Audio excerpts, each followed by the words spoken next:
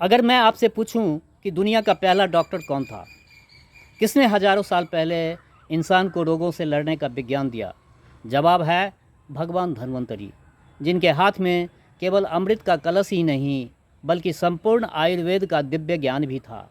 आइए जानते हैं उस महान विभूति का प्रेरणादायक जीवन चरित्र।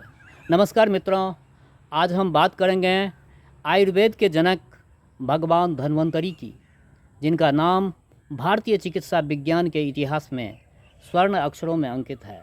भारत ही नहीं, पूरी दुनिया उन्हें स्वास्थ्य, चिकित्सा और दीर्घायु के देवता के रूप में सम्मान देती है। पुराणों के अनुसार जब देवताओं और असुरों ने समुद्र मंथन किया, तब 14 दिव्य रत्नों की प्राप्ति हुई। इन्हीं रत्नों में एक थे भगवान धन्वंतरी। वे 4 भुजाओं वाले दिव्य स्वरूप में प्रकट हुए। उनके हाथों में अमृत से भरा कलश, शंख, चक्र और औषधि थी। उनका प्रकट होना केवल अमृत लाने के लिए नहीं था, बल्कि मानव जाति को स्वस्थ जीवन का मार्ग दिखाने के लिए था। भगवान धन्वंतरी को भगवान विष्णु का अवतार माना जाता है। उन्होंने संसार को बताया कि केवल रोग का उपचार ही पर्याप्त नहीं है, बल्कि ऐसा जीवन जीना चाहिए जिससे रोग उत्पन्न ही ना हो। यही आयुर्वेद का मूल सिद्धांत है।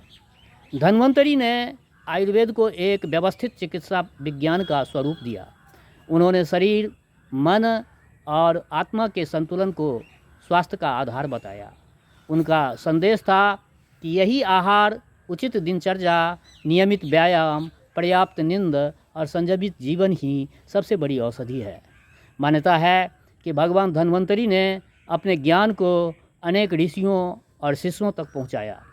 आगे चलकर महर्षि सुश्रुत ने इसी परंपरा को आगे बढ़ाया और शल्य चिकित्सा अर्थात सर्जरी को विकसित किया। इसलिए सुश्रुत को सर्जरी का जनक कहा जाता है, जबकि भगवान धन्वंतरी आयुर्वेद के मूल प्रवर्तक माने जाते हैं। भगवान धन्वंतरी के नाम पर आज भी पूरे भारत में धनतेरस का पर्व मनाया जाता है। बहुत कम लोग जानते हैं कि धनतेरस केवल खरीदारी का पर्व नहीं है, बल्कि यह स्वास्थ्य, आयु और आरोग्य की कामना का भी दिन है। इसी कारण इस दिन धन्वंतरी भगवान की पूजा की जाती है। आयुर्वेद हमें सिखाता है कि भोजन ही हमारी पहली दवा है। प्रकृति के अनुसार जीवन जीना, ऋतु के अनुसार आहार लेना, औषधीय पौधों का महत्व समझना और शरीर की प्राकृतिक शक्ति को बढ़ाना, यही सच्चा स्वास्थ्य है। आधुनिक चिकित्सा ने भी आज आयुर्वेद की अनेक अवधारणाओं को स्वीकार करना शुरू कर दिया है। भगवान धन्वंतरी का जीवन हमें यह संदेश देता है कि सबसे बड़ा धन सोना चांदी नहीं, बल्कि स्वस्थ शरीर है। यदि स्वास्थ्य अच्छा है तो जीवन की हर सफलता संभव है। इसीलिए हमें अपने खान पान, दिनचर्या और जीवन शैली पर विशेष ध्यान देना चाहिए। दोस्तों, याद रखिए, जिस व्यक्ति के पास अच्छा स्वास्थ्य है वही वास्तव में सबसे धनी है। भगवान धन्वंतरी का संदेश आज भी उतना ही प्रासंगिक है जितना हजारों वर्ष पहले था।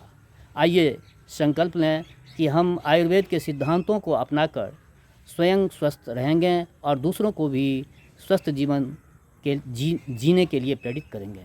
यदि आपको यह जानकारी उपयोगी लगी हो तो वीडियो को लाइक करें, अपने मित्रों के साथ साझा करें और ऐसे ही ज्ञानवर्धक एवं प्रेरणादायक वीडियो देखने के लिए हमारे चैनल को अवश्य सब्सक्राइब करें।